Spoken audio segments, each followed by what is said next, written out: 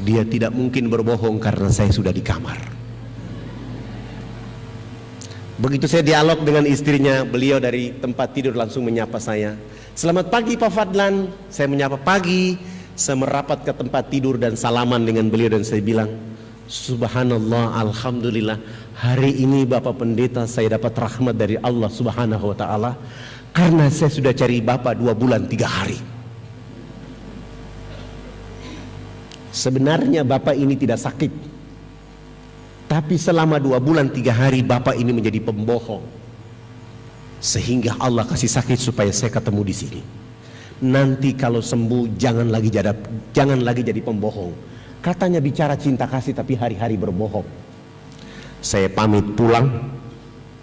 Saya pantau dari luar. 5 hari kemudian beliau sehat walafiat dan pulang ke rumah. Hari ke-6 saya yang datang ke rumah itu. Selamat pagi.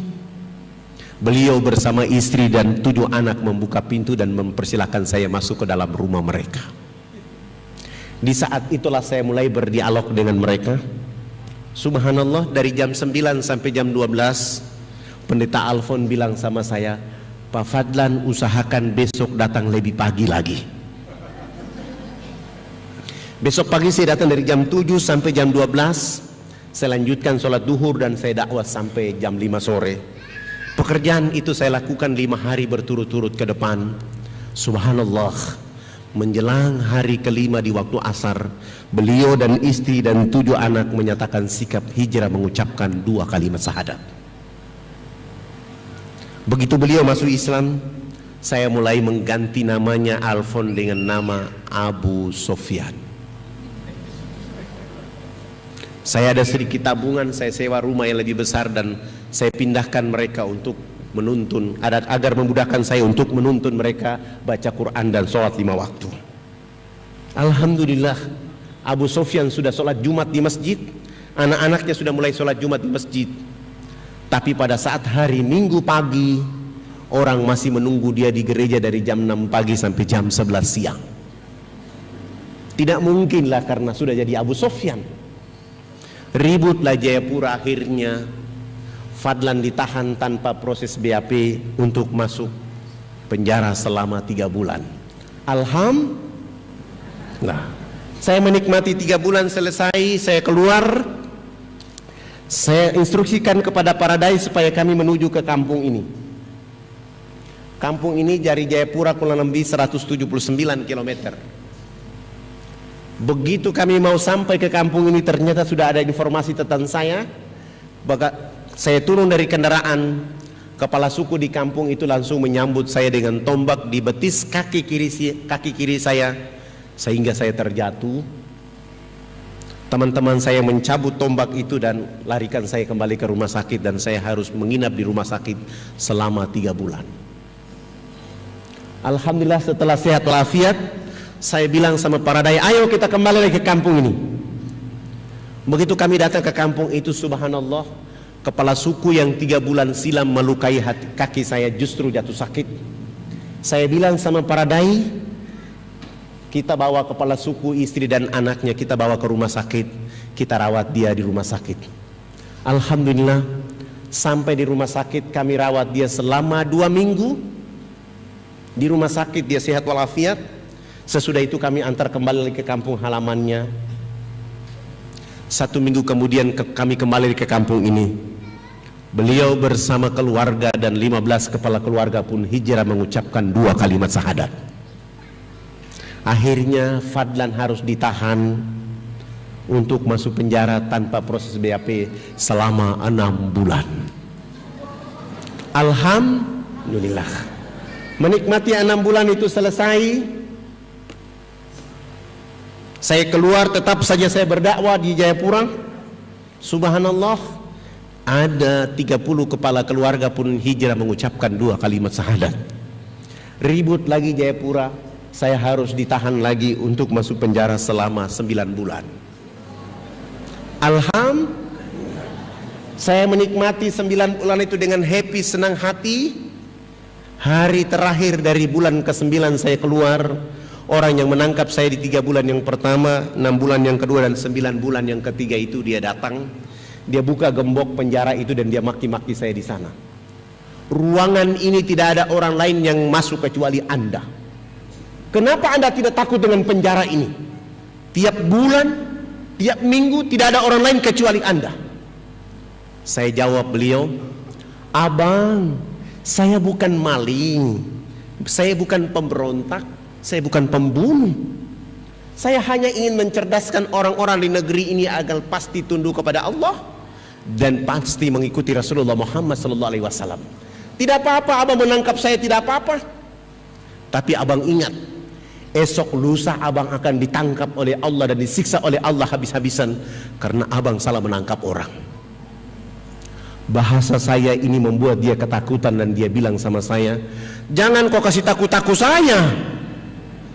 Oh, ternyata orang ini juga ketakutan. Di saat ketakutan itulah dia bawa pulang saya ke rumahnya. Dia suruh istri dan 5 anaknya menunggu saya di ruang tamu. Lalu saya mendakwai mereka tentang indahnya Islam bagi penduduk bumi. 8 jam kemudian beliau bersama istri dan 5 anak pun hijrah mengucapkan 2 kalimat syahadat. IKADI, Ikatan Dai Indonesia. Ustadz Fadlan diaturkan dengan segala hormat. A'udzubillahi minasyaitonirrajim. Bismillahirrahmanirrahim. Ada 6 orang yang tidak boleh menjawab salam saya di jamaah IKADI waktu duha ini. Saya ulangi lagi. Ada 6 orang yang tidak boleh menjawab salam saya di jamaah IKADI duha ini. Yang pertama adalah orang gila. Yang kedua orang tuli. Yang ketiga orang bisu. Yang keempat orang yang sedang tidur. Yang kelima orang kafir dan yang keenam adalah orang mati. Semoga 6 orang itu tidak menjadi jamaahnya IKADI waktu duha ini. Assalamualaikum warahmatullahi wabarakatuh.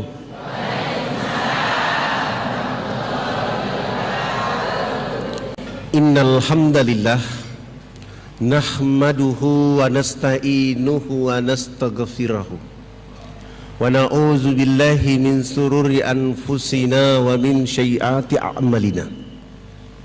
Man yahdillahu fala mudilla lahu wa man yudlil fala hadiya lahu. Asyhadu an la ilaha illallah wahdahu la syarikalah wa asyhadu anna Muhammadan abduhu wa rasul alladzi adal amanat wa ballaga rasala wa nasaha lil ummat wa jahada fil haqqi jihad wa tarakana mahajjatal ma'ina ila iluha kan hariha. Allahumma salli wa sallim wa barik ala Muhammad wa ala alihi wa ashabi ajmain. Para alim ulama, hadirin yang selalu dalam limpahan rahmat dan kasih sayang Allah Subhanahu wa taala.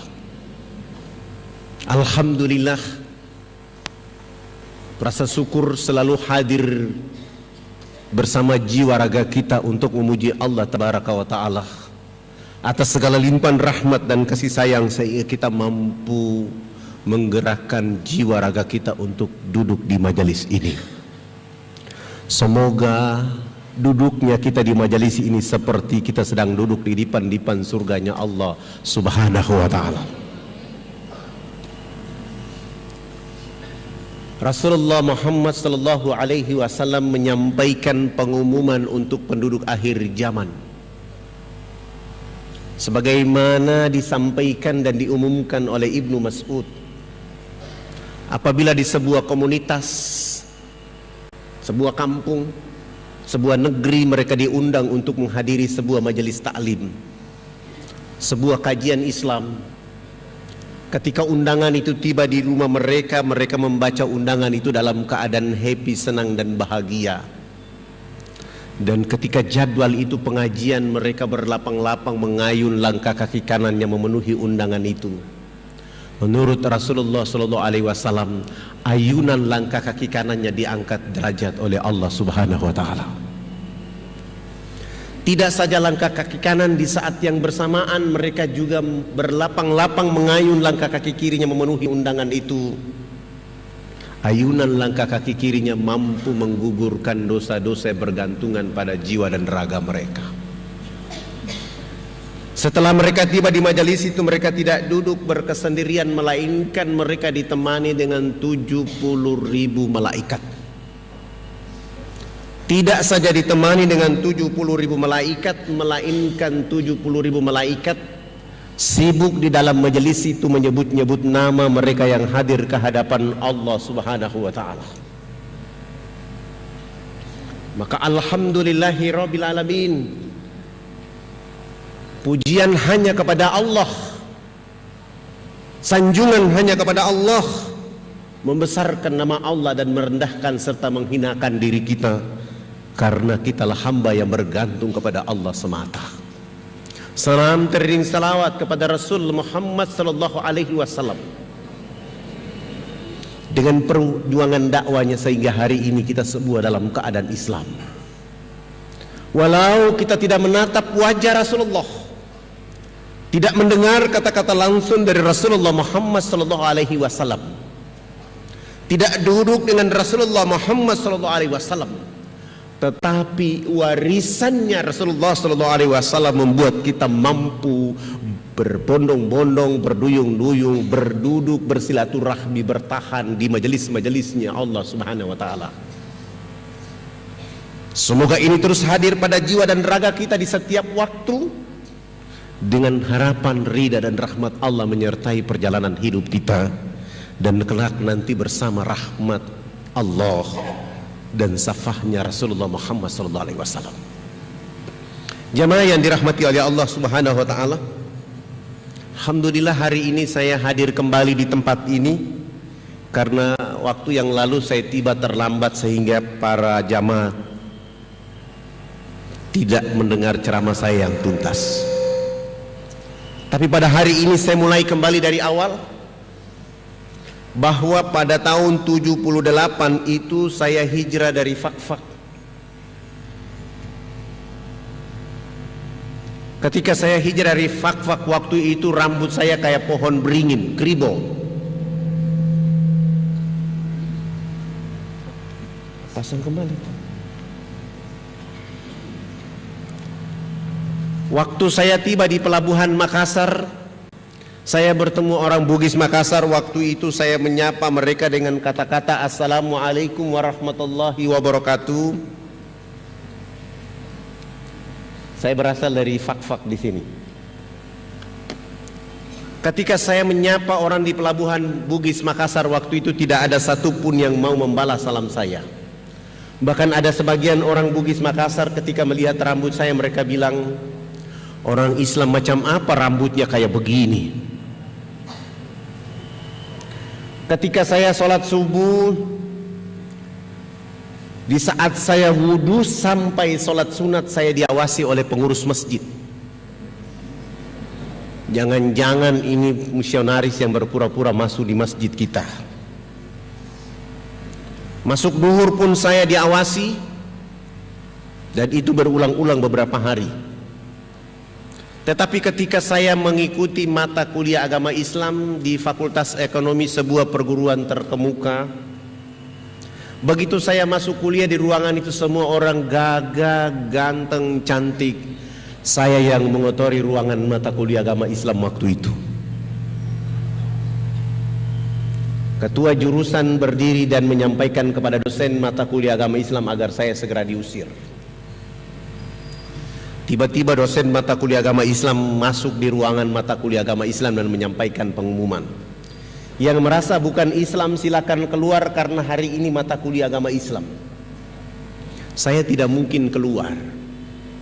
Tiba-tiba dosen berdiri dan mengusir saya dari ruangan itu. Keluar! Saya Pak, ya kamu keluar. Saya baru sadar itu adalah saya. Saya tidak keluar, tetapi saya maju ke depan kelas dan saya bilang sama dosen dan teman-teman mahasiswa waktu itu, sebelum saya tinggalkan ruangan mata kuliah agama Islam, saya mengajukan 3 pertanyaan dan saya minta tolong Pak dosen dan teman-teman mahasiswa menjawabnya. Yang pertama, apakah agama Islam itu hanya untuk orang Arab dan orang Bugis Makassar saja, ataukah agama Islam itu rahmat untuk seluruh alam semesta? Pertanyaan kedua, siapakah sahabat Nabi rambutnya keriting, badannya hitam keling, suaranya merdu? Yang ketiga, saya minta tolong kepada dosen, tolong bawa Al-Quran keliling kami dalam ruangan ini. Saya ingin mendengar dan melihat secara langsung saudara saya yang cantik dan ganteng membaca Al-Quran. Sesudah itu baru saya keluar. Dosen tidak menjawab pertanyaan pertama dan kedua, tapi langsung membawa Al-Quran mengelilingi kami dalam ruangan itu. Begitu Al-Quran di depan muka saya minta Al-Quran, dosen tidak mau memberikan saya Al-Quran. Beliau lewat saja. Saya bersabar sampai urutan mahasiswa 45, 46, dan saya merampas Al-Quran dari tangan dosen dengan urutan 47. Subhanallah, begitu saya buka Al-Quran secara acak-acakan, surat yang diperlihatkan oleh Allah kepada saya di ruangan itu adalah surat Al-Hasyr yang artinya pengusiran. Saya baca 3 ayat terakhir selesai, dosen mengatakan saat itu menurut dosen dari 47 mahasiswa hanya 7 mahasiswa saja yang bisa membaca Al-Quran secara baik dan benar. Dari 7 mahasiswa itu salah satunya adalah pemilik rambut kayak pohon beringin. Akhirnya saya memberanikan diri maju ke depan kelas. Saya bilang sama dosen, bagaimana kalau sisa jam mata kuliah agama Islam saya akan ceramah buat teman-teman saya. Alhamdulillah saya dikasih kesempatan dan saya ceramah. Saya bilang sama teman-teman saya, Al-Quranul Karim hudalin nasi wa bayyinatin minal huda wal furqan. Al-Quran itu adalah literatur yang sempurna dari Allah Tabaraka wa Ta'ala, yang sengaja dijadikan mukjizat kepada Rasulullah Muhammad sallallahu alaihi wasallam dengan tujuannya untuk mencerdaskan dan mencerahkan penduduk bumi, agar penduduk bumi itu mampu membedakan mana yang haram, mana yang halal, mana yang hak, mana yang batil. Hari ini mahasiswa Fakultas Ekonomi jurusan Studi Pembangunan hanya 7 mahasiswa saja yang bisa membaca Al-Quran. Saya tidak yakin kita akan bangun bangsa Indonesia menuju thayyibatun warabun ghafur. Oleh karena setiap hari di ruangan mata kuliah agama Islam kita bicara kalkulus, logaritma, matematika, sementara hudalin nas Al-Quranul Karim tidak ada pada otak kiri dan otak kanan kita. Nanti setelah kita menjadi sarjana, kita buat rakyat Indonesia akan menangis dan menderita. Sementara Allah Subhanahu wa Ta'ala berfirman, bukan orang Arab yang paling hebat, bukan orang Bugis Makassar yang paling hebat, tapi yang paling hebat di hadapan Allah adalah mereka yang memiliki bendera inna akramakum indallahi atqakum. Bagaimana mungkin kita bisa mencapai inna akramakum indallahi atqakum sementara Al-Quranul Karim tidak dapat dibaca oleh orang-orang intelektual dalam kehidupan? Saya ceramah kurang lebih 1,5 jam mata kuliah agama Islam selesai. Dosen mengatakan, Alhamdulillah hari ini mata kuliah agama Islam sudah diajarkan dosen dari Irian. Mahasiswa tidak salah, dosen tidak salah, karena opini sudah terlanjur berkembang di seluruh tanah air Indonesia, bahkan dunia. Kalau cerita pulau ini, semua orang tahu bahwa ini pulau koteka perang suku dan bukan Islam. Padahal dari catatan sejarah agama-agama yang ada di Irian, agama yang tertua adalah agama Islam. Tertua dan pertama. yaitu pada tanggal 17 Juli 1214 Masehi, Iskandar Shah dari Samudra Pasai melakukan perjalanan dakwah bersama para saudagar. Mereka tiba di pulau tadi, bertemu dengan kepala suku yang bernama Kris-Kris. Mereka mendakwakan mereka dengan kalimat, kalau kamu mau makmur, kamu mau sejahtera, kamu harus mengenal alif lam lam ha mim dal. Mereka mengajarkan dua kalimat syahadat secara implisit kepada kepala-kepala suku. Alif lam lam ha itu adalah Allah, mim ha mim dal adalah Rasulullah Muhammad sallallahu alaihi wasallam. Sementara agama Kristen baru masuk ke Irian pada tanggal 5 Februari 1855. Itu pun yang mengantar agama Kristen masuk ke Irian adalah Sultan Tidore, orang Islam. Tanggal ini dijadikan orang di Manokwari menjadi tanggal masuknya agama Kristen. Jauh sebelumnya sudah ada agama Islam.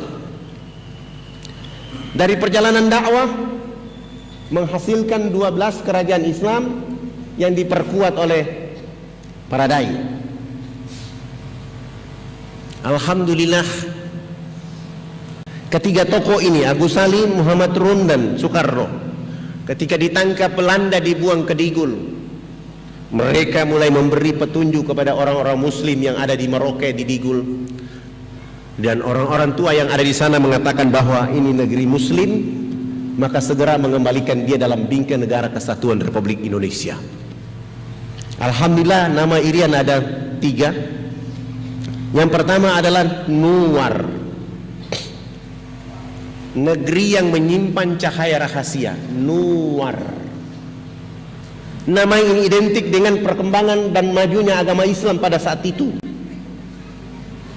Diganti oleh Portugis dengan istilah Papua, dan dilanjutkan oleh Belanda dengan istilah Papua. Papua itu konotasinya buruk, hitam, keriting, perampok, pemerkosa, suka makan orang. Padahal sampai hari ini belum pernah ada orang luar makan orang kecuali Sumanto. Maksudnya apa? Portugis dan Belanda ingin menempatkan kata Papua sebagai pembencian. Kamu ini keriting, kamu ini hitam, kamu tidak sama dengan Maluku, Sulawesi, Jawa, Sumatera, Kalimantan, maka kamu harus buat negara sendiri. Itulah cikal bakal dari organisasi Papua Merdeka. Mereka tidak berhasil. Alhamdulillah, kembali ke pangkuan Ibu Pertiwi, tidak menggunakan kata Papua, tidak menggunakan kata Nuar, tapi menggunakan kata Irian. Kata Irian berasal dari 3 bahasa. Bahasa Biak dari kata Merien, artinya bumi yang panas.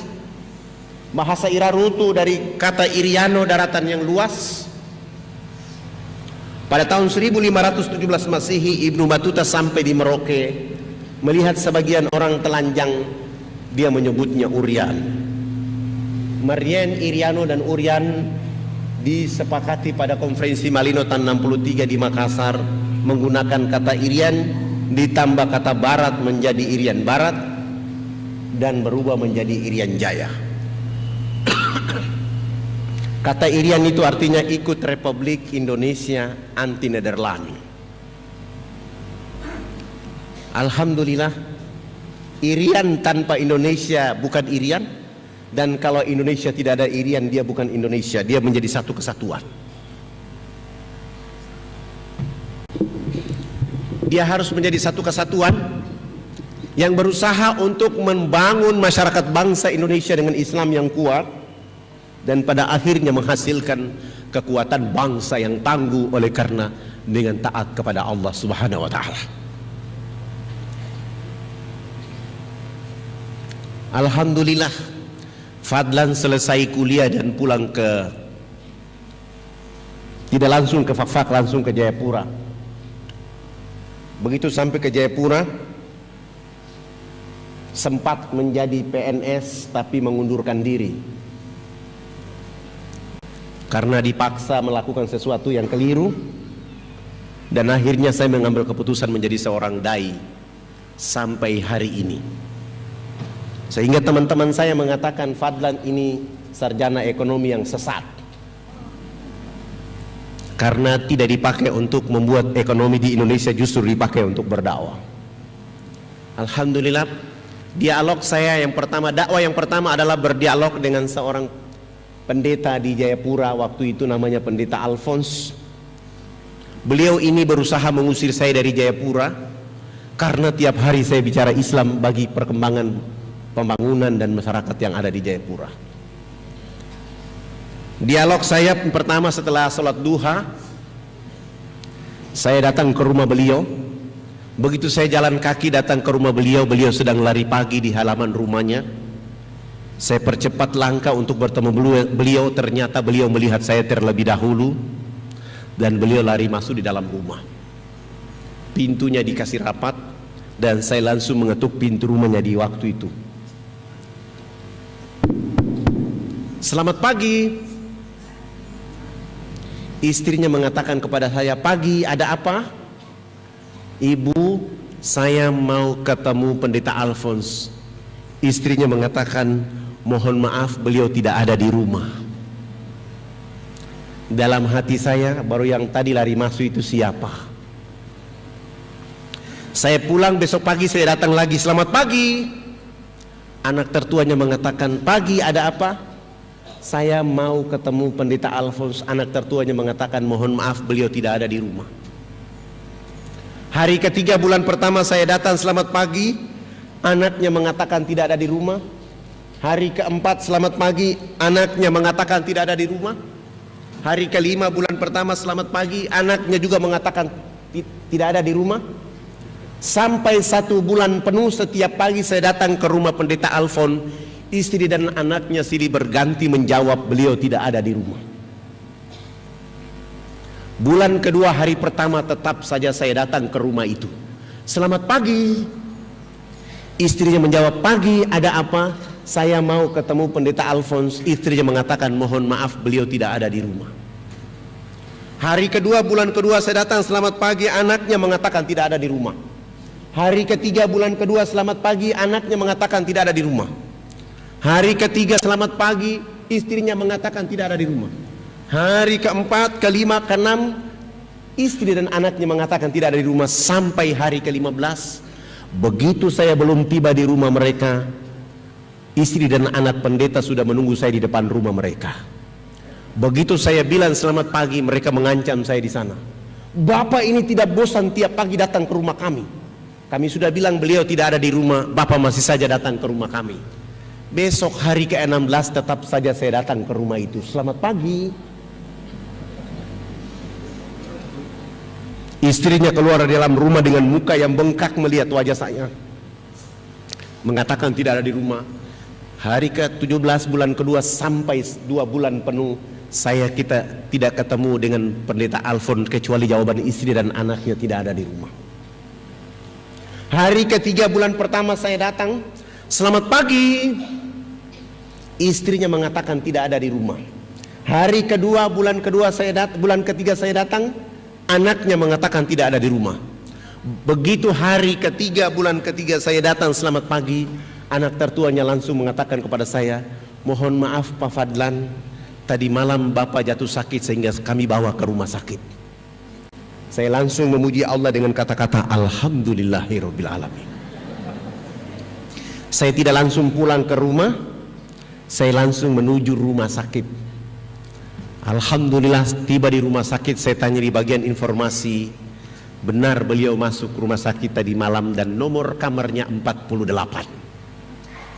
Saya tidak langsung ke kamar itu, saya keluar ke halaman rumah sakit, ada penjual buah-buahan, saya bungkus menjadi parsel buah-buahan untuk menuju kamar itu. Setelah bungkusan parsel sudah rapi dan saya menuju nomor kamar 48, saya ketuk kamar itu. "Selamat pagi." Istrinya menjawab dari dalam, "Pagi, silakan masuk." Saya tidak langsung masuk, tapi saya angkat parsel, saya tutup wajah saya dan berjalan menuju kamar itu. Begitu saya mendekati istrinya dan saya turunkan parsel dan saya bilang, "Selamat pagi Bunda, apa kabar?" Saya dapat kabar bahwa Bapak Pendeta jatuh sakit sehingga saya bawa parsel ini. Dia tidak mungkin berbohong karena saya sudah di kamar. Begitu saya dialog dengan istrinya, beliau dari tempat tidur langsung menyapa saya. Selamat pagi Pak Fadlan. Saya menyapa pagi. Saya merapat ke tempat tidur dan salaman dengan beliau dan saya bilang, Subhanallah, Alhamdulillah, hari ini Bapak Pendeta saya dapat rahmat dari Allah Subhanahu wa Ta'ala, karena saya sudah cari Bapak 2 bulan 3 hari. Sebenarnya Bapak ini tidak sakit, tapi selama 2 bulan 3 hari Bapak ini menjadi pembohong, sehingga Allah kasih sakit supaya saya ketemu di sini. Nanti kalau sembuh jangan lagi jadi pembohong. Katanya bicara cinta kasih tapi hari-hari berbohong. Saya pamit pulang. Saya pantau dari luar. 5 hari kemudian beliau sehat walafiat dan pulang ke rumah. Hari ke-6 saya yang datang ke rumah itu. Selamat pagi. Beliau bersama istri dan 7 anak membuka pintu dan mempersilahkan saya masuk ke dalam rumah mereka. Di saat itulah saya mulai berdialog dengan mereka. Subhanallah, dari jam 9 sampai jam 12 Pendeta Alfon bilang sama saya, Pak Fadlan usahakan besok datang lebih pagi lagi. Besok pagi saya datang dari jam 7 sampai jam 12.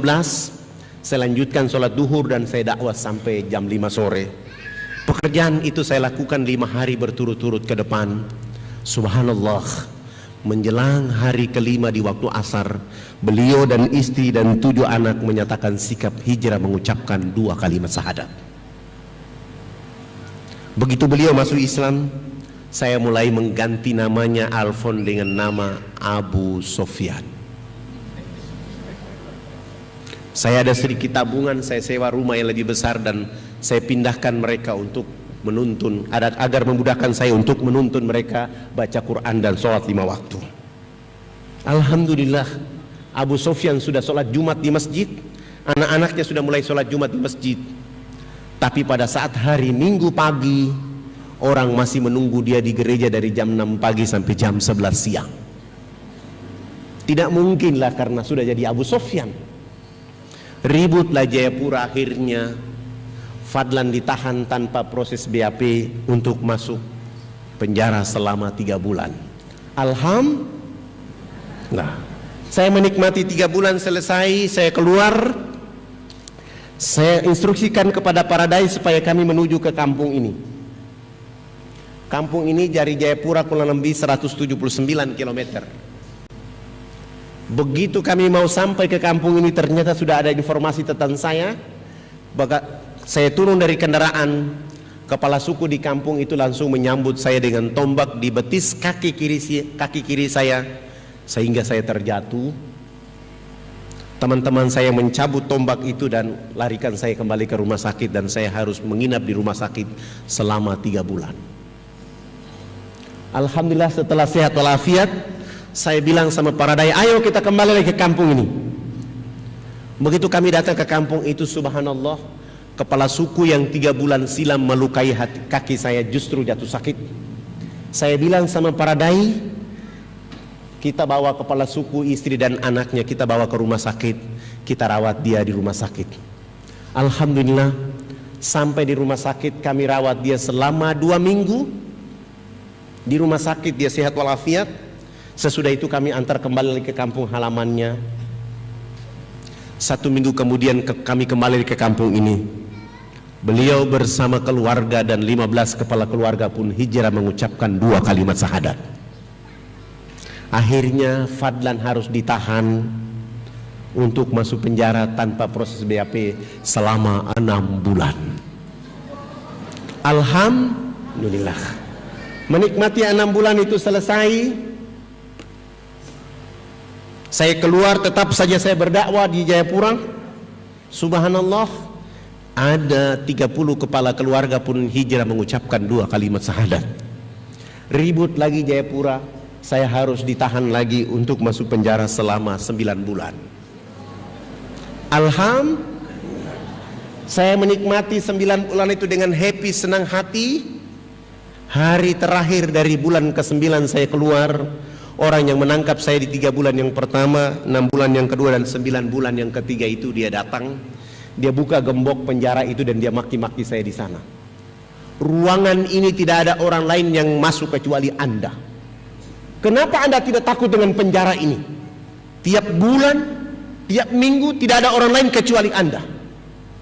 Saya jawab beliau, abang, saya bukan maling, saya bukan pemberontak, saya bukan pembunuh. Saya hanya ingin mencerdaskan orang-orang di negeri ini agar pasti tunduk kepada Allah dan pasti mengikuti Rasulullah Muhammad SAW. Tidak apa-apa abang menangkap saya, tidak apa-apa. Tapi abang ingat, esok lusa abang akan ditangkap oleh Allah dan disiksa oleh Allah habis-habisan karena abang salah menangkap orang. Bahasa saya ini membuat dia ketakutan dan dia bilang sama saya, jangan kau kasih takut-takut saya. Oh, ternyata orang ini juga ketakutan. Di saat ketakutan itulah dia bawa pulang saya ke rumahnya. Dia suruh istri dan 5 anaknya menunggu saya di ruang tamu. Lalu saya mendakwai mereka tentang indahnya Islam bagi penduduk bumi. 8 jam kemudian beliau bersama istri dan 5 anak pun hijrah mengucapkan 2 kalimat syahadat. Setelah beliau masuk Islam, alhamdulillah saya sudah tidak ditangkap lagi. Saya mulai berpikir bahwa itulah dakwah. Kalau dilakukan karena Allah dan Rasulnya, hadiahnya adalah caci maki, penjara, fitnah, pembunuhan, pengusiran. Saya mulai berpikir bagaimana caranya melakukan perjalanan dakwah ke daerah yang lebih jauh dari Jayapura ke Wamena. Waktu itu kami tidak punya pesawat, mau dan tidak mau harus jalan kaki. Jalan kaki Jayapura Wamena itu jalan kaki 3 bulan baru sampai. Tapi dakwah ini pekerjaan bergengsi yang harus dilakukan oleh kita. Karena Rasulullah SAW melakukan itu antara Mekah Madinah. Kami lebih happy di negeri ini karena daerah ini tidak tandus. Daerah ini air sangat banyak. Bahkan buah-buahan dan makanan pun disediakan Allah di negeri ini. Maka kami coba jalan kaki.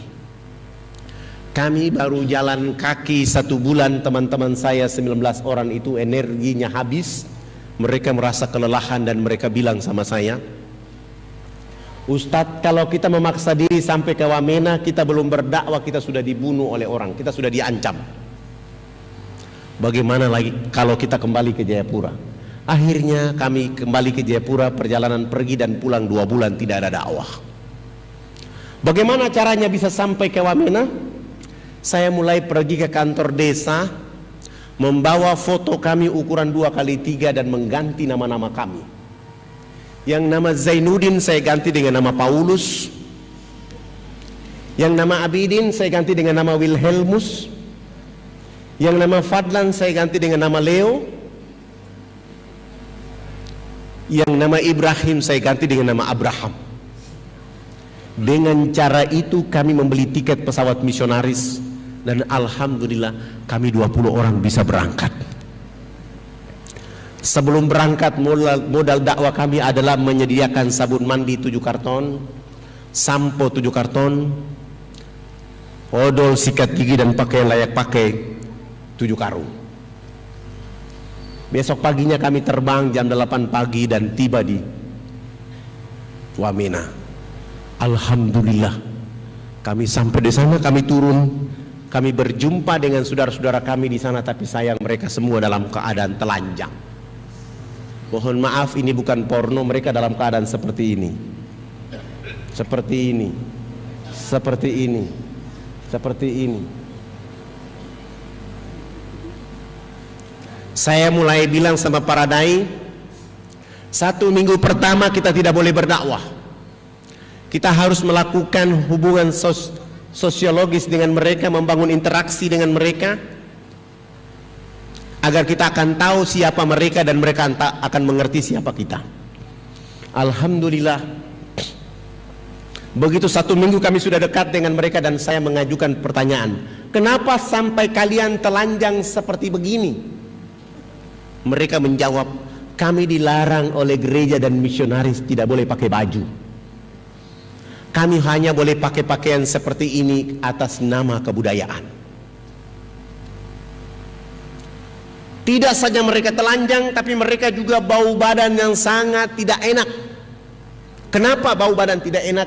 mereka dilarang tidak boleh mandi menggunakan air bersih, mereka hanya boleh mandi menggunakan minyak atau lemak babi saja. Daging babinya dia bakar, dia makan, minyaknya dia tampung, lalu mereka berpesta menggosok pada tubuh badan mereka. Alasan yang disampaikan adalah untuk mengusir nyamuk dan membuat tubuh badan hangat, padahal itu pembunuhan karakter manusia. Setelah mereka dalam keadaan telanjang seperti itu, ada ibu-ibu kita yang melahirkan di sana seperti binatang yang beranak di bawah pohon. Begitu bayinya keluar dari rahimnya, untuk memutuskan ari-ari dengan bayi menggunakan ujung batu yang tajam. Sesudah itu anak ibu manusia itu dilarang menyusui anak kandungnya dengan air susu di sebelah kanan. Dia hanya boleh menyusui anak kandungnya dengan air susu di sebelah kiri. Sementara air susu di sebelah kanan dipersembahkan untuk anak babi, sementara air susu di sebelah kiri untuk anak kandungnya. Ini babi, ini anak kandungnya.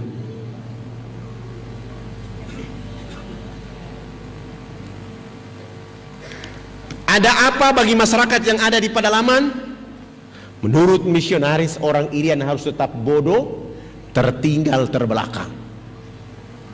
Dengan ketertinggalan yang ada, dia foto, dia bawa ke luar negeri, cerita di kampungnya bahwa pemerintah Indonesia tidak mau membangun orang yang ada di Irian.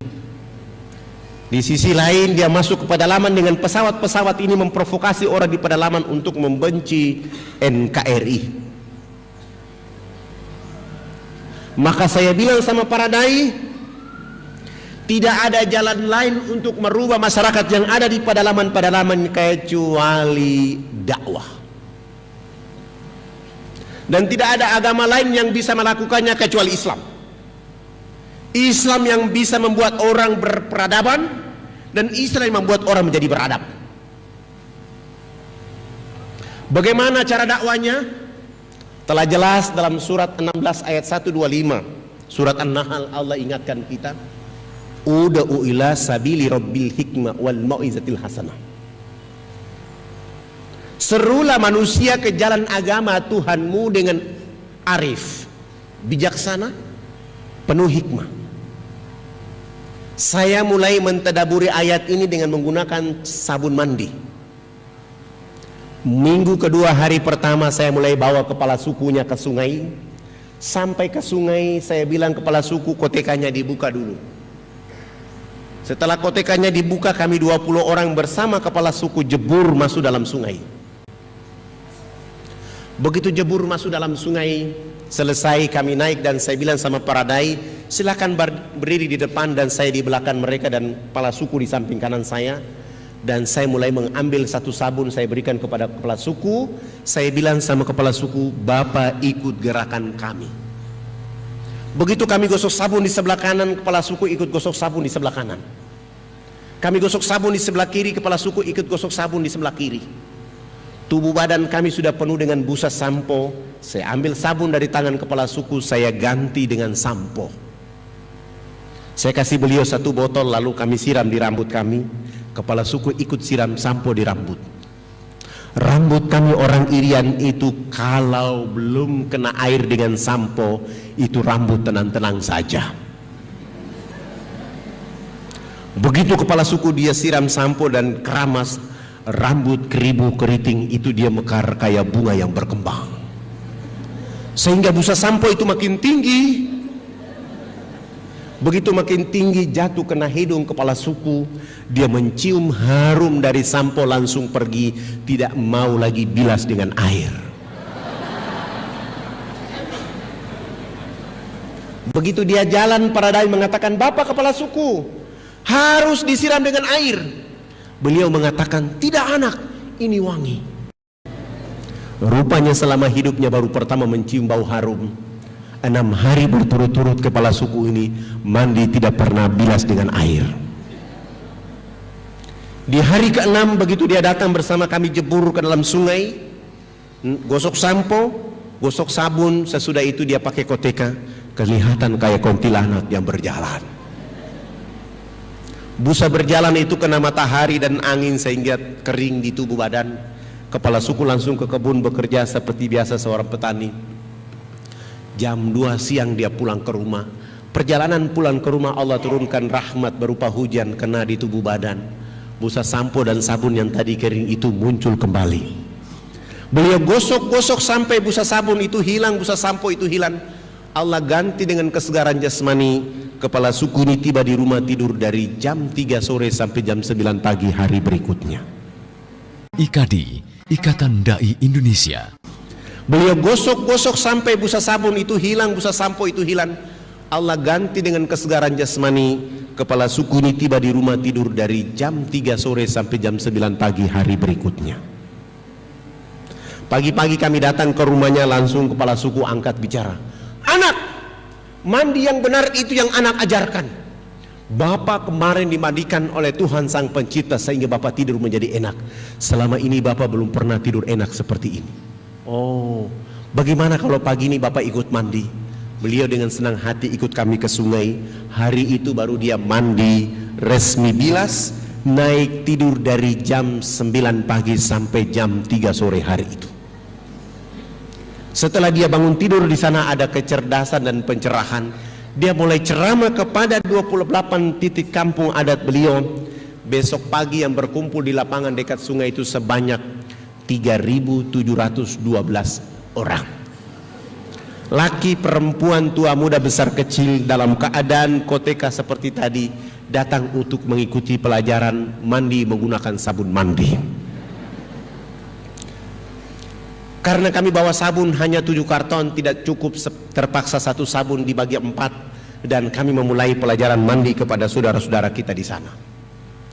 Dari jam 8 pagi sampai jam 12 siang belum tuntas. Saya skorsing pelajaran mandi karena kami mau sholat duhur. Saya bilang sama kepala suku, kami mau sholat duhur, maka yang sudah mandi jangan pulang, yang belum mandi juga jangan pulang. Nanti selesai sholat duhur kami akan melanjutkan pelajaran mandi. Kami kalau sholat duhur atau sholat di pedalaman itu tidak bisa sholat di atas permukaan bumi, harus membuat panggung karena babi sangat banyak. Sehingga kami 20 orang naik di atas panggung, sementara 3.712 orang mereka dulu di bawah panggung yang sudah mandi maupun yang belum mandi. Begitu kami naik di atas panggung dan salah satu dai dia qomat, lalu saya takbir. Allahu Akbar. 19 dai itu juga takbir Allahu Akbar. Begitu kami takbir, 3.712 orang yang sudah mandi maupun yang belum mandi dulu di bawah panggung, semuanya serentak berdiri berputar keliling panggung sholat, seakan-akan kami itu Ka'bah. Mereka tawaf keliling panggung sholat itu. Apa yang mereka lakukan? Ternyata mereka tawaf keliling panggung sholat untuk memperhatikan gerakan-gerakan sholat duhur yang kami lakukan. Begitu saya salam, Assalamualaikum warahmatullahi, Assalamualaikum warahmatullahi, kepala suku besar itu langsung loncat naik di atas panggung sholat dan mengajukan beberapa pertanyaan. Anak, kenapa anak dengan teman-teman berdiri dan angkat tangan dan mulutnya bicara-bicara? Itu maksudnya apa? Saya bilang, subhanallah, baru mandi cerdas begini. Saya mulai mencoba menjawab, Bapak kepala suku, kami ini agama kami Islam. Dalam agama kami diperintahkan Tuhan Allah Sang Pencipta dalam satu hari 5 kali menghadapnya di saat dan waktu yang ditentukan. Tadi kami berdiri angkat tangan itu artinya kami menyerahkan sepenuhnya kehidupan jiwa raga kami kepada Tuhan Allah. Yang kami bicara-bicara itu adalah Allah Maha Besar. Kehidupan dan diri kami ini kecil, sehingga tangan kiri kami ini malu menutup dada kami, tangan kanan kami pun malu menutup tangan kiri dan dada. Terserah Allah, mau menghukum kami terserah, mau memberi kami hadiah terserah, karena kami sudah menyerahkan sepenuhnya jiwa dan raga kami kepada Tuhan Allah Sang Pencipta. Oh, ini agama yang benar. Menurut Bapak kami sudah Islam. Tapi kenapa sesudah itu anak dengan teman-teman bongkok badan? Apa artinya bongkok badan? Kenapa ruku? Saya menjelaskan kepada mereka, kami bongkok badan supaya melihat di bumi ini ada air, ada batu, ada tanah, ada hewan, ada tumbuhan. Semua itu adalah fasilitas dari Tuhan Allah kepada manusia. Dinikmati, dipelihara, dilindungi karena masih ada manusia berikutnya. Tapi kenapa sesudah itu anak dengan teman-teman bongkok badan, tunduk mencium papan? Saya menjelaskan, kami tunduk mencium papan itu pertanda kami menangis atas kejahatan, dosa, maksiat yang kami lakukan, sehingga kami merendahkan kepala kami. Kenapa kami lakukan itu? Karena sebentar kami mati nanti kulit, daging, darah, tulang akan dilebur menjadi tanah. Sebelum dilebur menjadi tanah, kami menyatukan kepala, tangan, lutut dan kaki untuk menangis minta ampun kepada Dia Allah yang Maha Tinggi. Tapi kenapa sesudah itu anak dengan teman-teman lihat ke sebelah kanan mulutnya bicara-bicara, lihat ke sebelah kiri masih bicara-bicara? Saya jawab, kalau tadi kami mengangkat tangan adalah menyerahkan sepenuhnya jiwa raga kami bongkok badan untuk melihat apa yang diberikan oleh Allah. Kami tunduk untuk meminta ampun. Setelah itu melihat ke sebelah kanan, kalau belum ada orang yang tahu mandi, tugas kami harus mengajarkan mereka bisa tahu mandi. Ada yang belum tahu pakai pakaian, tugas kami mencari pakaian untuk menutup tubuh badannya. Ada yang sakit, tugas kami mencari obat. Ada yang lapar, tugas kami mencari makan. Setelah itu melihat ke sebelah kiri, kalau belum ada orang di tempat ini yang mengenal Allah dan Rasulnya, kehadiran kami di tempat ini memperkenalkan Allah dan Rasulnya kepada mereka. Begitu mendengar penjelasan saya, kepala suku langsung mengatakan, kalau begitu kamu tidak boleh duduk di atas panggung. Kami 20 orang turun duduk di bawah panggung dan mereka 6 kepala suku naik di atas panggung menggantikan kami. Mereka bukan sholat tapi rapat adat. Setelah rapat adat selesai, 1,5 jam kemudian kepala suku besarnya menyampaikan pengumuman buat kami yang ada di lapangan pakai bahasa mereka. Wah wah wah hubulokanayak. Saya kasih contoh seakan-akan saya kepala suku, bapak ibulah masyarakat waktu itu. Saya ini orang fak-fak, saya tidak tahu bahasa itu. Saya tanya kepada orang yang ada di samping saya, apa yang dimaksud oleh kepala suku. Ternyata kepala suku memberikan bahasa itu. Keberuntungan buat kami 20 orang yang berdakwah. Spektakuler. Hari ini kita bahagia. Hari ini kita gembira karena anak-anak ini sudah datang mengajarkan agama yang benar. Dalam rapat adat kami menyatakan kita semua yang berkumpul di lapangan ini mengikuti agama yang diajarkan anak-anak ini. Begitu kami 20 orang mendengar kata-kata ini langsung sujud syukur dan menangis kepada Allah Subhanahu wa taala. Terima kasih Allah ya Rabb. Kami belum menyebut namamu ke dalam dada mereka. Kami belum menyebut nama kekasihmu Muhammad sallallahu alaihi wasallam ke dalam hati mereka. Kami hanya bawa rizkimu berupa sabun, sampo, odol dan sikat gigi datang ke tempat mereka. Kuatkan dakwah ini, lalu kami berhadapan dengan 3.712 orang, tapi kami semua tidak sanggup. Ketika kami melantunkan 2 kalimat syahadat, kami semua 20 orang harus mencucurkan air mata. Haru kemudahan dari Allah Subhanahu wa taala. Lalu kami berdiri dan mengantarkan 2 kalimat syahadat kepada mereka. Asyhadu an la ilaha illallah wa asyhadu anna Muhammadar Rasulullah. 3.712 orang mengucapkan 2 kalimat syahadat tanpa beban sedikit pun, oleh karena hadirnya hidayah dan petunjuk Allah kepada mereka. Lalu kami bersyukur kepada Allah, terima kasih ya Allah, dengan hidayah dan petunjuk darimu, masyarakat yang telandang, mereka dalam keadaan telanjang, mereka dalam keadaan terhina, mereka dalam keadaan terbelakang, mereka dalam keadaan bodoh, dakwah hadir di tengah-tengah kehidupan mereka sehingga mereka menyebut namamu dan menyebut nama Rasul Muhammad sallallahu alaihi wasallam. Alhamdulillah, setelah mereka mengucapkan 2 kalimat syahadat, pekerjaan berikut yang kami lakukan untuk saudara-saudara kita yang masuk Islam adalah berusaha untuk menginventarisir dan mengganti nama-nama mereka. Yang nama Yakomina kami ganti dengan nama Fatimah.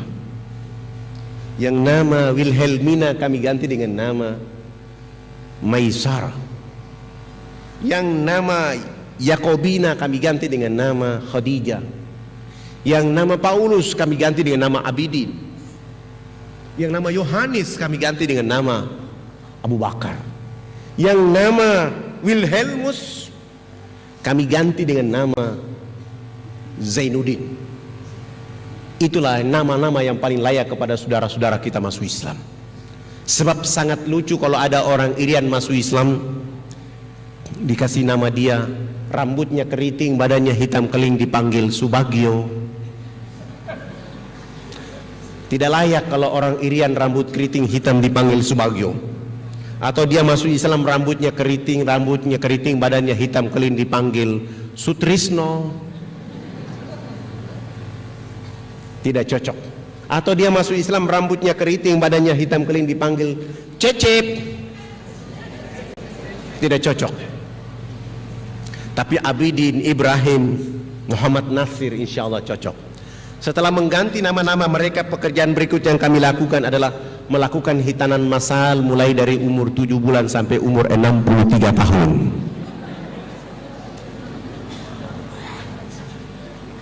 Alhamdulillah, kami dibantu oleh ayahanda Haji Letnan Kolonel Mulia Tarmizi. Kami menghitan saudara-saudara kita di sana. Sesudah itu beliau menulis surat supaya mengantar kepala-kepala suku menghadap Presiden Soeharto di Jakarta.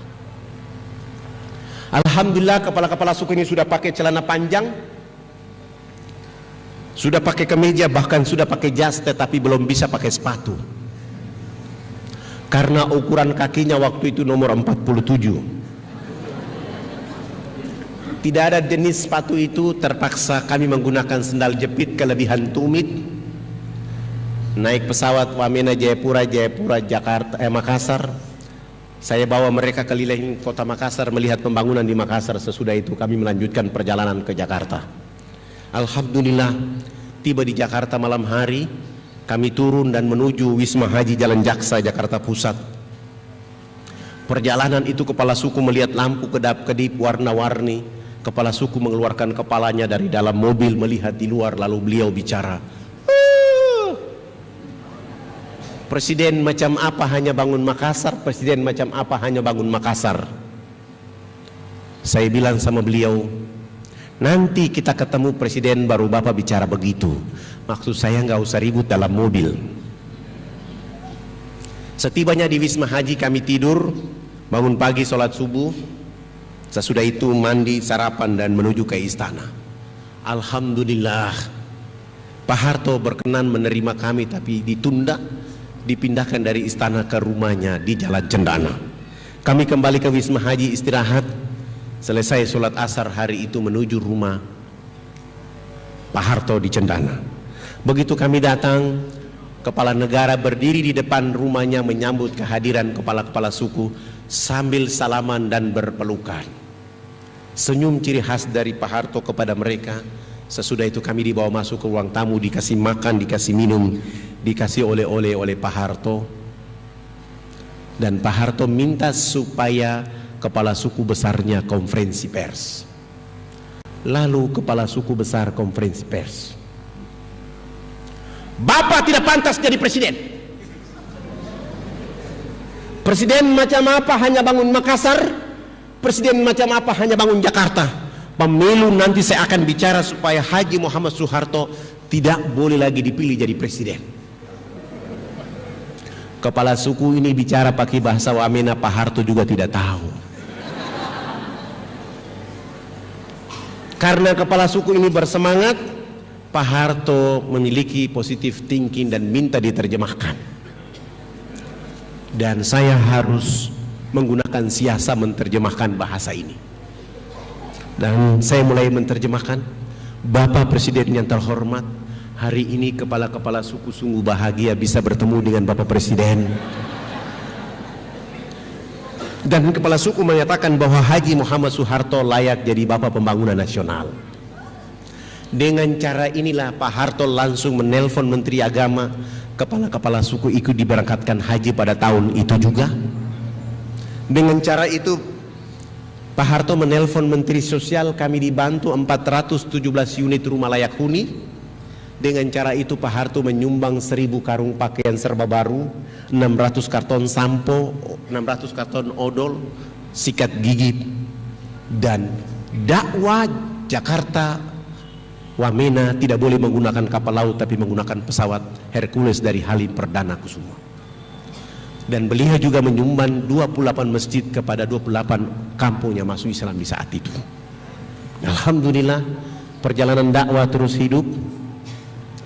Mereka mulai tumbuh, bahkan hari ini di lokasi ini sudah ada satu pesantren namanya Pesantren Darul Istiqomah, yang gurunya dan mudirnya kami sengaja mengambil dari Bantul, tinggal di situ dan mulai merubah saudara-saudara kita di daerah-daerah Wamena agar mengenal Islam. Alhamdulillah, nanti kalau ada kesempatan dari masyarakat Kediri yang mau berkunjung ke Wamena, jangan ada di kotanya, usahakan jalan kaki 175 km ke dalam, tinggal di sana beberapa hari. Tidak ada satupun yang sanggup menahan air mata di saat waktu duhur, asar atau maghrib atau subuh. Orang akan mencucurkan air mata karena ada anak rambut keriting hitam keling mengumandangkan suara azan, seakan-akan di saat itu Bilal hadir di tempat itu. Saya bergeser lagi ke Jayapura, ke Biak. Ketika bergeser ke Biak berdakwah, saya sudah berdakwah selama 5 hari, ketemu lagi seorang pendeta yang bernama Alexander. Beliau mulai menggunakan kekuatan untuk mengusir saya dari sana. Beliau mengatakan, segera keluar dari kota ini. Saya bilang, abang, kenapa, alasan apa saya tidak boleh ada di sini? Anda segera tinggalkan kampung ini dan tidak boleh bicara Islam di negeri ini. Saya bilang, abang, saya orang Irian Islam, abang orang Irian Kristen. Saya berhak bicara Islam di sini. Kenapa? Karena agama pertama yang ada di Irian adalah agama Islam. Dan agama Kristen masuk ke Irian diantar oleh orang Islam. Maka saya berhak bicara Islam di sini. Tidak boleh Anda bicara Islam di sini. Saya tanya kepada beliau, alasan apa lagi supaya saya tidak boleh bicara Islam di sini? Beliau mengatakan, Anda tidak boleh bicara Islam di Irian karena Irian sudah dibeli oleh Yesus Kristus. Oh, abang, kalau Irian sudah dibeli oleh Yesus Kristus, mana kwitansi dari Yesus? Begitu saya tanya kwitansi dari Yesus, ternyata tidak ada. Kalau begitu saya berhak bicara Islam di sini. Akhirnya saya tinggal di Biak selama 3 bulan saya berdakwah. Alhamdulillah ada acara Isra Mi'raj. Saya diundang untuk menyampaikan hikmah Isra Mi'raj. Ternyata salah satu tamu yang diundang oleh ibu-ibu Dharma Wanita adalah Pendeta Alexander. Dari rumah saya sudah menyiapkan konsep saya adalah pentingnya sholat bagi kehidupan bumi, penduduk bumi.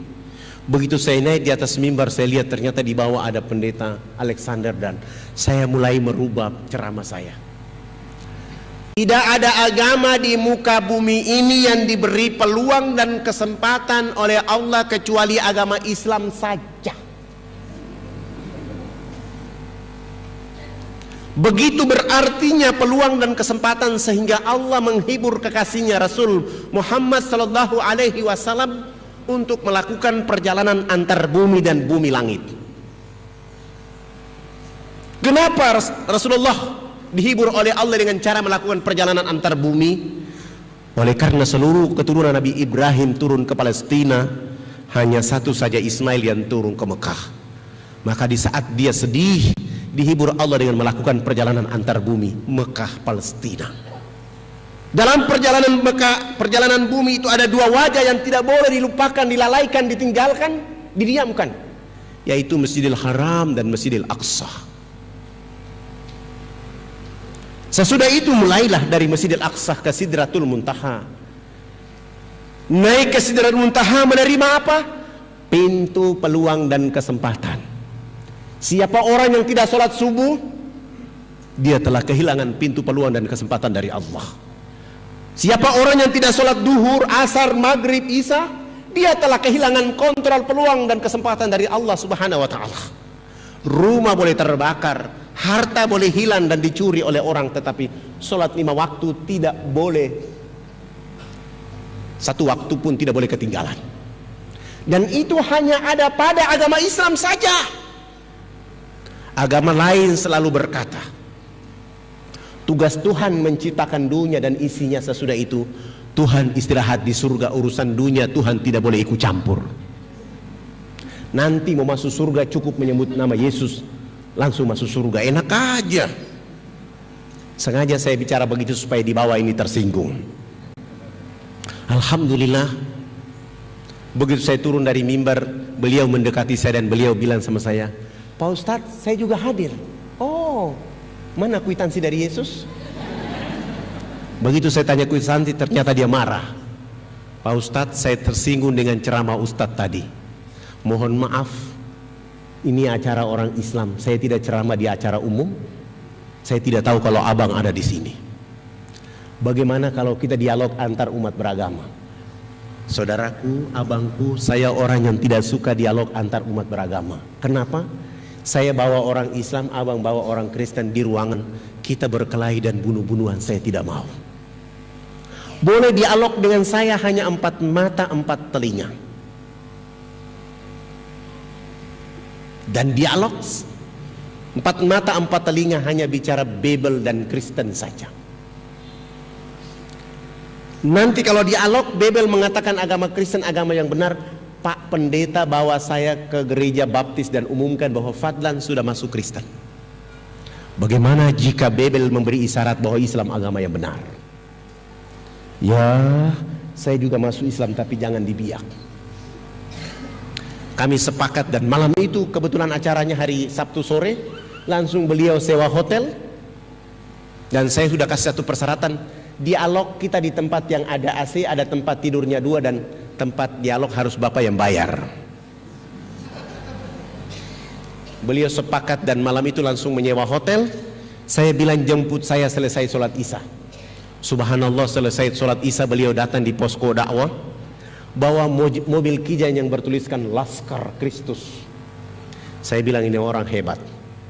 Begitu saya naik di atas mobil dan saya mulai baca Bismillahi majreha wa mursaha inna rabbi ghafurur rahim, runtuhlah Laskar Kristus malam hari ini.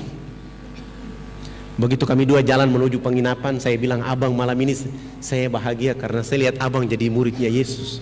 "Oh, tidak usah kita bicara di sini." Ternyata beliau sudah mulai emosi. Memang saya memainkan emosinya. Kami sampai di hotel, kami 2 duduk berhadap-hadapan dan saya mulai mengatakan kepada beliau, "Abang, saya ini tamu, abang tuan rumah. Karena abang tuan rumah, saya minta tolong abang yang berdoa duluan." Lalu beliau memimpin doa ala mereka. Saya kutip doanya. "Ya Bapa kami dalam surga, dituduskan dengan namamu di bumi seperti di surga. Terima kasih Tuhan, Engkau telah mempertemukan aku dengan seorang domba tersesat. Aku jadikan dia atas nama Engkau, Yesus Juru Selamat abadi selama-lamanya." Saya dengar dalam doa dia bilang, "Saya domba tersesat." Setelah dia bilang amin, lalu saya mulai baca doa rukyat. Saya mulai merukyat dia malam itu. Setelah saya rukyat dia malam itu, saya tutup dengan Al-Fatihah. Dan saya mulai bilang sama beliau, "Saya adalah tamu abang tuan rumah. Saya tidak tahu isi ruangan ini. Bagaimana kalau saya bertanya duluan? Tolong ceritakan kepada saya pada tanggal berapa Babel turun, di mana tempat turunnya Babel, dan apa kata-kata Yesus ketika menerima Babel." Beliau buka Amsal, Ulangan, Yesaya, Paulus, Markus. Dia tidak ketemu. Lalu beliau bilang sama saya, "Pak Ustadz, saya tidak ketemu ayat ini. Supaya abang tahu Babel itu benar, tolong bantu saya lihat Yesaya 12 ayat 29. Akan datang seorang nabi, diajarkan kitab kepadanya dengan kata-kata baca. Nabi itu mengatakan, aku tidak dapat membaca." Ayat ini memberi isyarat kepada seluruh orang Kristen bahwa akan hadir Al-Quran dengan sempurna. Maka tidak boleh lagi Babel berlaku di atas muka bumi, karena Babel itu hanya untuk Bani Israel saja. Supaya abang lebih kuat, tolong lihat Amsal 15. Tidak pantas Tuhan itu berdoa, tidak layak Tuhan itu minta tolong. Di ayat lain, Tuhan ketika disalib, Yesus ketika disalib dia berdoa dan minta tolong. Elia sabaktani, tolonglah aku Tuhan, tolonglah aku Tuhan. Kalau sudah demikian yang dilakukan oleh Yesus, maka Yesus tidak layak menjadi Tuhan. Kami bahas 2 ayat ini sampai jam 2 malam. Dia bilang, Pak Ustadz, saya besok mau ke gereja dan kita istirahat. Alhamdulillah, saya masuk wudhu kembali. Saya tidur, begitu saya buka bed cover, saya lihat ternyata dia belum tidur. Dia masih menggunakan satu ilmu lagi, yaitu mau menghipnotis saya malam itu. Saya mulai menggunakan ayat kursi dari bed cover itu sambil saya tiup ke arah dia. Alhamdulillah, saya yang bangun sholat subuh, dia yang ketiduran. Begitu dia bangun sholat subuh, bangun, dia mandi selesai langsung ke gereja.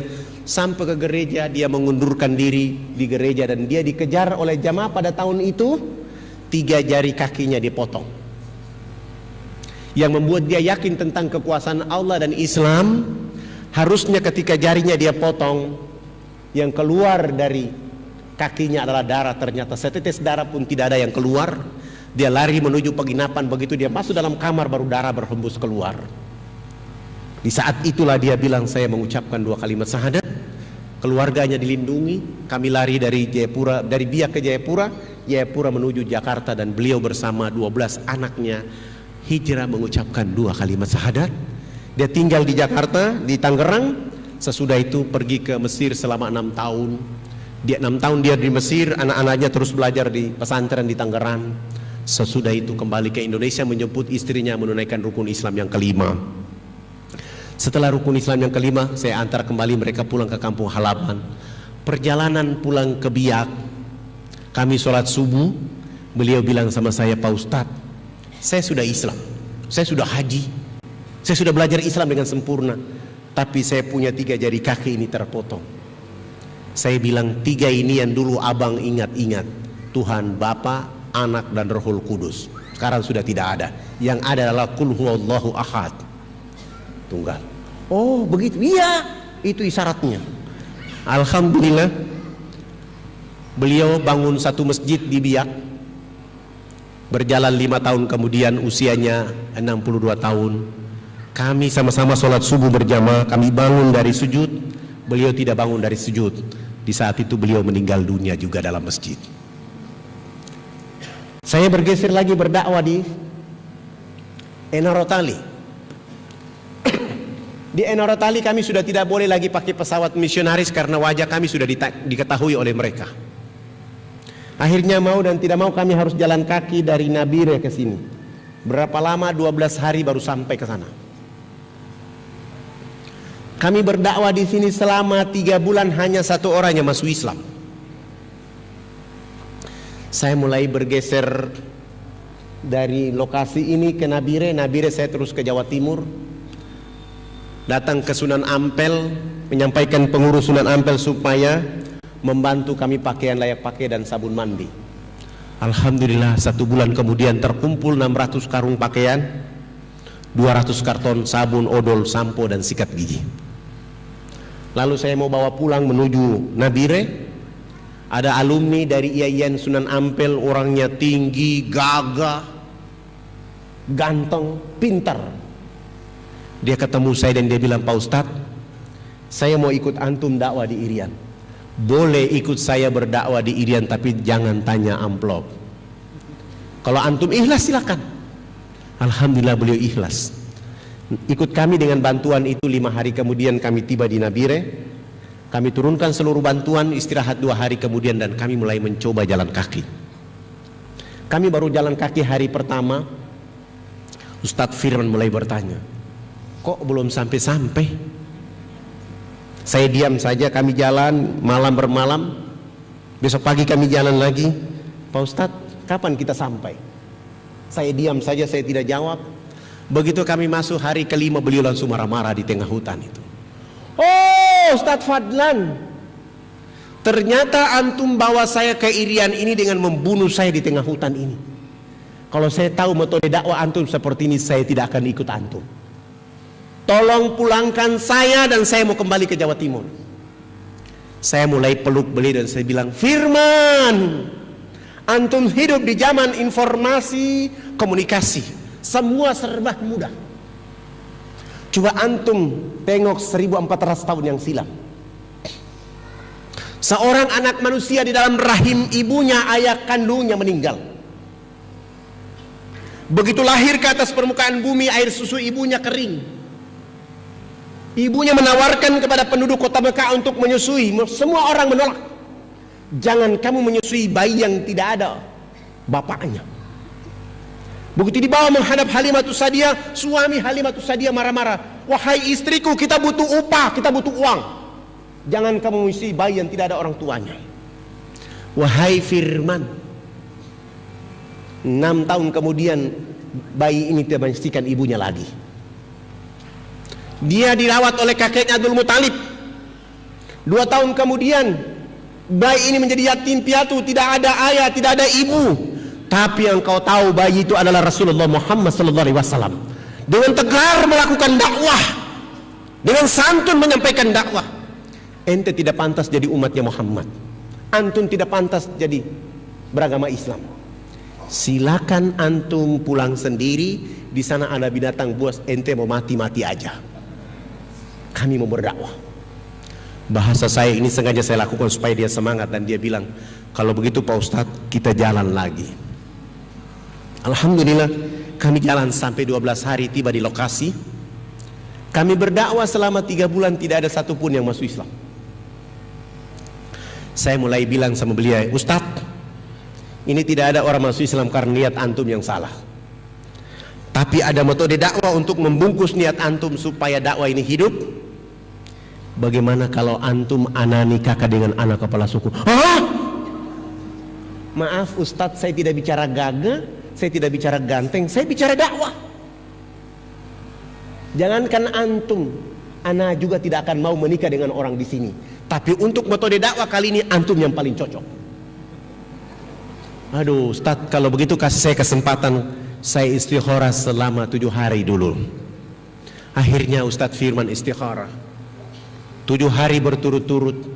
Pagi-pagi begini dia ketemu saya dan wajahnya antara gembira dan sedih.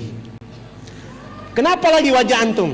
Pak Ustadz, saya sudah istikharah selama 7 malam, tidak ada jawaban lain kecuali cahaya putih. Alhamdulillah, ente wajib menikah anak kepala suku. Bagaimana caranya? Ustadz, kita pakai strategi dakwah.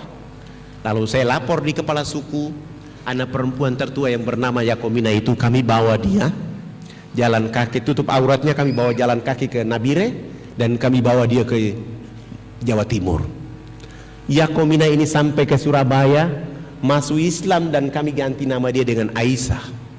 Dia tinggal selama 3 tahun 6 bulan di Mojokerto. Kerjanya adalah ngaji masuk salon, ngaji masuk salon, menghabiskan biaya salon selama 3 tahun 6 bulan 23.775.000. Rambut keribu itu kami rebonding kasih lurus.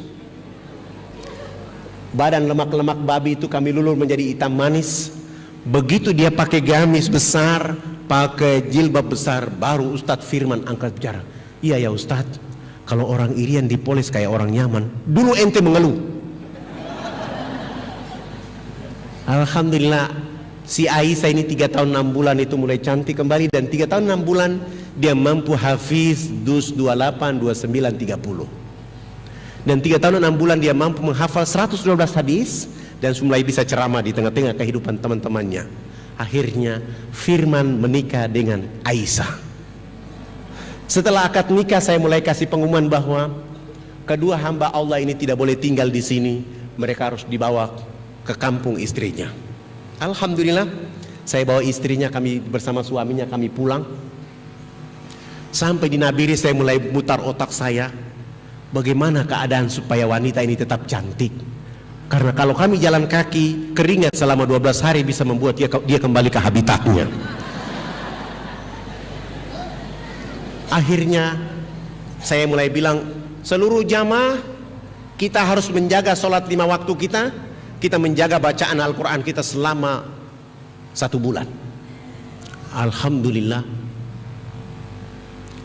53 hari kemudian ada pengumuman bahwa 43 hari kemudian ada pengumuman bahwa ada pesawat angkatan udara mau terbang ke sini.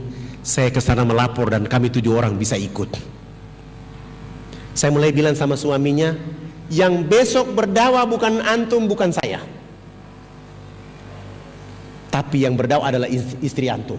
Supaya dakwah ini besok hidup, suruh pakai jilbab putih, gamis putih, sepatu putih, kaos kaki putih. Kalau ada kacamata warna putih kasih pakai juga. Alhamdulillah, besok pagi di airport saya lihat ternyata putih-putih. Saya tanya kacamata, ternyata tidak ada. Saya bilang sudah bisa kita mulai. Kami mulai terbang sampai ke lokasi ini, tidak ada airport. Akhirnya kami dilepas pakai jaring satu persatu. Begitu kami turun satu persatu dan saya bilang sama petugas, penumpang yang terakhir adalah perempuan ini.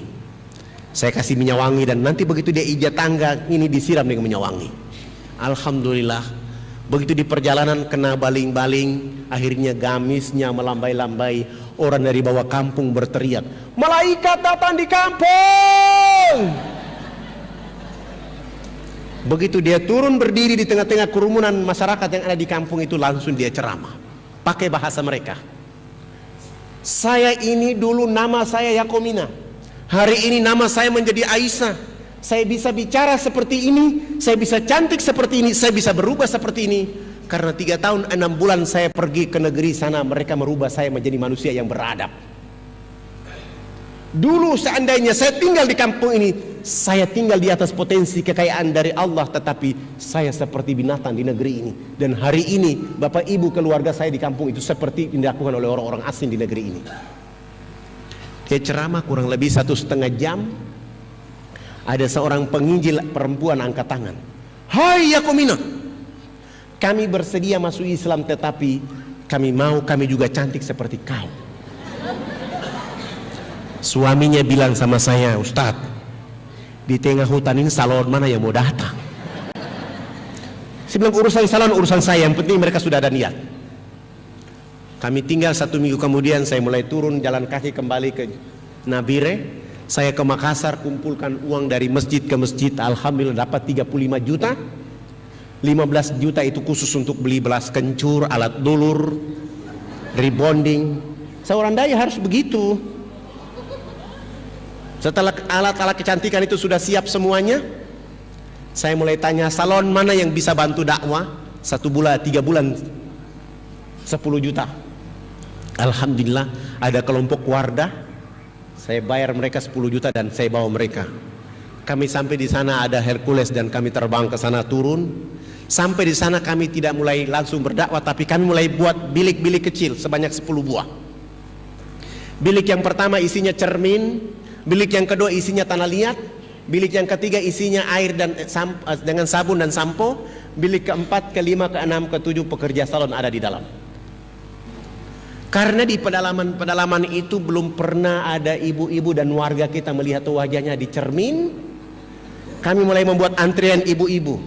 Ibu yang pertama dia begitu dia buka horden bilik yang pertama, dia natap masuk ke dalam, wajahnya di cermin, ketakutan dan lari keluar. Di dalam ada setan. Wah, ini pasti bukan setan, wajahnya sendiri. Bukan ibu, itu bukan setan, wajah ibu. Tidak Pak Ustadz, kami lihat masuk, dia lihat keluar, makanya saya lari keluar. Itu setan itu. Oh tidak, itu wajah ibu. Kalau ibu tidak percaya silakan sini, ibu masuk, coba ibu angkat tangan. Tangan siapa? Iya ya, beta putangan ya. Saya putangan maksudnya. Itu wajah ibu. Oh, saya kira itu makhluk lain. Alhamdulillah, bergeser ke bilik yang kedua. Tahara pakai tanah liat sehingga lemak-lemak babi yang mereka pakai bertahun-tahun itu hilang. Lalu menggunakan sabun mandi dan sampo di bilik yang ketiga. Begitu digosok menghasilkan harta dari tubuh badan mereka setebal kabel telepon. Pindah di bilik yang ketiga, keempat, kelima, keenam. Di bilik yang ke-9 mereka sudah pakai gamis, tapi rambutnya masih jabri kiri kanan, ditutup lagi dengan jilbab. Lalu mereka melihat di cermin di bilik yang ke-10, 662 akhwat mengucapkan 2 kalimat syahadat bersamaan dengan 175 kakak di tempat itu. Walaupun di lokasi ini semen 1 sak 1.400.000, kami tidak peduli, yang penting masjid bisa dibangun di tempat itu.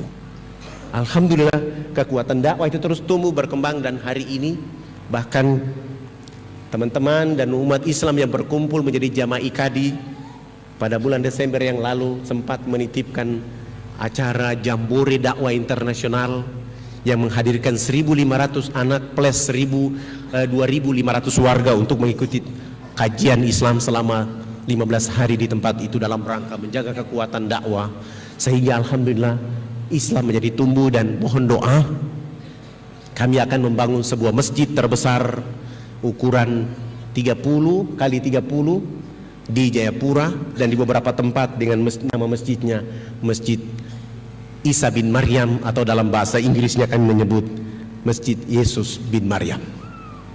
Kita ingin ceritakan kepada saudara-saudara kita bahwa Isa atau Yesus itu manusia biasa yang jangan dijadikan menjadi penyembahan, tetapi dia adalah orang yang diberi wahyu dan utusan oleh Allah Subhanahu wa taala. Dan kami terus bekerja dengan rapi terus menerus karena doa dari seluruh masyarakat Kediri, umat Islam yang ada di Kediri, sehingga kami melakukan dakwah tidak dengan kekerasan tetapi dengan pandangan yang telah didakwakan oleh Rasulullah Muhammad SAW, sehingga kami terus melakukan. Bapak Ibu yang dirahmati oleh Allah, saya bergeser lagi ke Manokwari. Tahun 2002, waktu sudah habis ya? Sudah habis? Saya bergeser ke Manokwari bulan puasa tahun 2002. Saya ceramah di Manokwari malam nuzul Quran. Saya ceramah di atas mimbar, dan waktu itu ternyata ada siaran radio regional 2 FM Manokwari.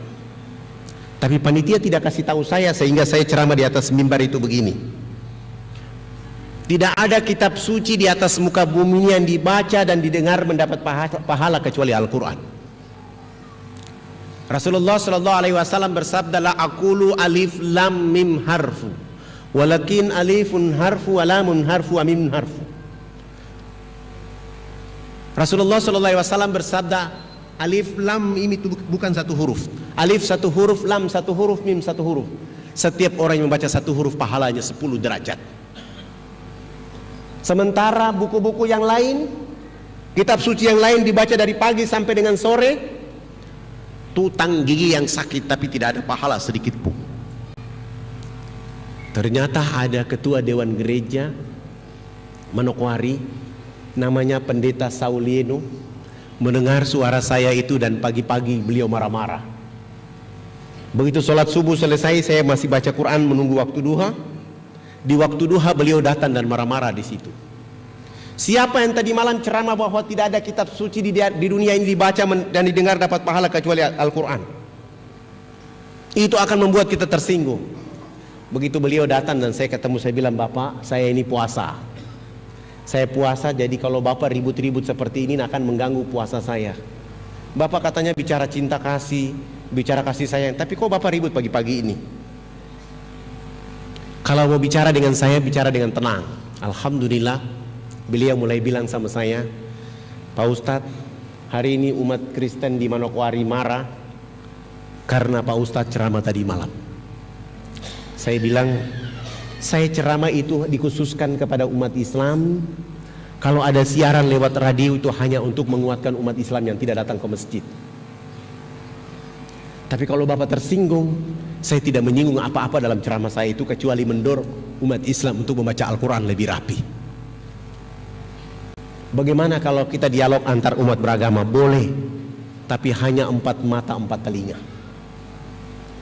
Persyaratannya gampang. Dialog di tempat yang ada AC, ada tempat tidurnya 2, dan tempat dialog harus Bapak yang bayar. Dialog kita tidak bicara Quran dan Islam, tapi kita bicara Bible dan Kristen. Nanti dalam dialog Bible mengatakan Kristen agama yang benar, pendeta bawa saya dan Kristenkan saya. Tapi bagaimana Bible memberi isyarat Islam agama yang benar? Ya, saya juga masuk Islam, tapi jangan di Manokwari. Alhamdulillah, dia pulang ke rumah, 2 jam kemudian dia sewa hotel dan dia jemput saya. Begitu kami sampai di hotel, beliau bawa Bible tahun 74, 75, 76, 77, 79, 80 sampai 95. Sementara saya bawa Bible dari tahun 61, 62 sampai 2002. Justru buku Bible saya lebih banyak daripada dia. Sampai di sana saya suruh beliau berdoa. Setelah berdoa selesai, saya berdoa lagi menurut agama Islam. Saya mulai bertanya kepada beliau, tadi abang protes saya tentang saya bilang Al-Quran dibaca dapat pahala. Tolong bilang sama saya, tolong abang baca Matius 7 ayat 21-23. Begitu dia buka Bible ayat ini, dia baca, tapi dia baca pelan. Begitu dia buka, dia baca pelan-pelan. Saya bilang, bagaimana saya bisa berdapat pahala kalau abang pendeta baca Bible pelan-pelan? Baca yang tegas kayak kami di Islam. Bismillahirrahmanirrahim. Abang juga baca Bible harus keras supaya saya bisa mendengarnya.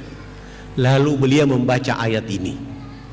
Begitu dia baca, Yesus akan mengusir orang-orang yang menyebutnya Tuhan. Bagaimana menurut Bapak Pendeta tentang ayat ini? Pak Ustadz, ayat ini salah cetak. Begitu dia bilang salah cetak, saya mulai bilang sama beliau, kami di Islam Al-Quran itu kalau satu bentuk huruf saja salah cetak, Al-Qurannya dimusnahkan pada tahun itu dan digantikan dengan terbitan yang benar dan baru. Saya bawa Bible tahun 61 sampai 2002, isi informasinya salah, sama. Itu berarti ini benar. Hanya kalian yang baru belajar dari Ustadz. Beliau langsung mengatakan, tidak perlu kita perpanjang dialog lagi. Saya masuk Islam, tapi jangan di bulan puasa. Kalau bisa habis lebaran bawa saya dialog, masuk Islam. Alhamdulillah beliau masuk Islam tahun 2002. Setelah hari raya Idul Fitri, beliau masuk Islam. Sesudah itu dihitan di Jakarta. Waktu itu kami hitan dia di Bandung. Setelah dihitan di Bandung langsung pergi haji. Satu-satunya jamaah haji yang pergi haji dalam keadaan luka hitanan belum sembuh adalah beliau. Setelah naik haji, di perjalanan haji istrinya telepon dari Manokwari, Pak Pendeta ada di mana ini? Dia bilang sama istri, jangan panggil saya pendeta mama, saya sudah masuk Islam sebagaimana dalam Bible menyatakan kepada kita, pergilah engkau mencium batu hitam, engkau membersihkan jiwamu, engkau membesarkan jiwamu, engkau membersihkan jiwamu, engkau menjadi hamba yang paripurna dalam hidup. Maka saya masuk Islam supaya saya cium batu hitam ini, supaya saya menjadi orang yang bersih. Terserah mama mau masuk Islam atau tidak, terserah. Tapi mama perlu tahu, ketika nanti saya sampai ke Jakarta, banyak ibu-ibu di Jakarta yang menunggu saya.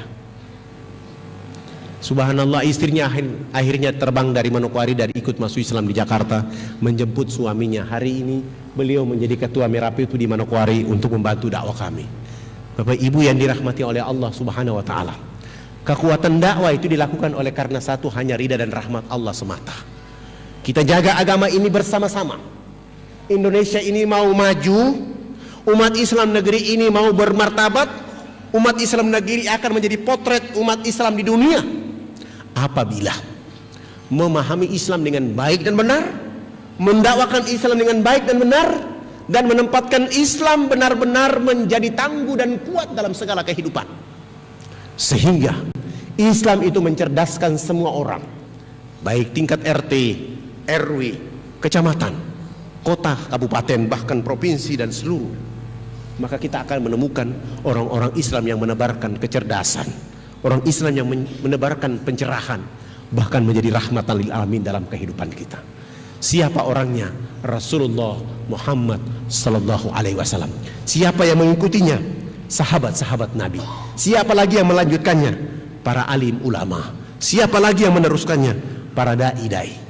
Marilah kita bersama, para ustazah-ustazah, para mubalik-mubaligah, yang mereka siang malam bagaimana mengantarkan dakwah ini ke depan pintu hati hamba Allah manusia, sehingga mereka mengenal Islam dengan tangguh dalam kehidupan itu. Sebelum saya akhiri, saya persilakan di antara Bapak Ibu yang mau bertanya, saya persilakan.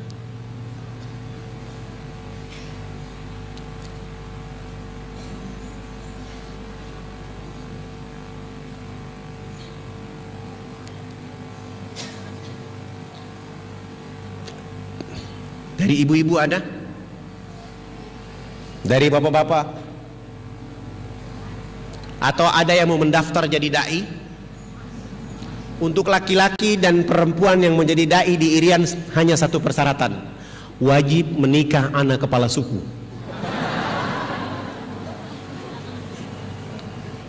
Jadi kalau ada ikhwan di sini yang sudah punya istri di sini, jangan bawa istri nikah di sana. Istri di sini tetap sah, istri di sana juga sah. Seorang dai harus begitu. Kenapa? Nanti ada anak dari Irian mendoakan suami dan keluarganya di sini. Begitu juga nanti dari sini mendoakan suami dan bapaknya dan istrinya ada di sana. Supaya kekuatan Islam itu menjadi baik. Siapa tahu keturunan dari Irian itu yang soleh, dan siapa tahu keturunan yang dari Kediri itu yang soleha, sehingga menjaga dakwah ini. Kalau tidak ada, saya cukupkan sampai di sini saja. Burung Irian, burung cendrawasih. Cukup sekian, terima kasih. Wabillahi taufiq wal hidayah. Wassalamualaikum warahmatullahi wabarakatuh.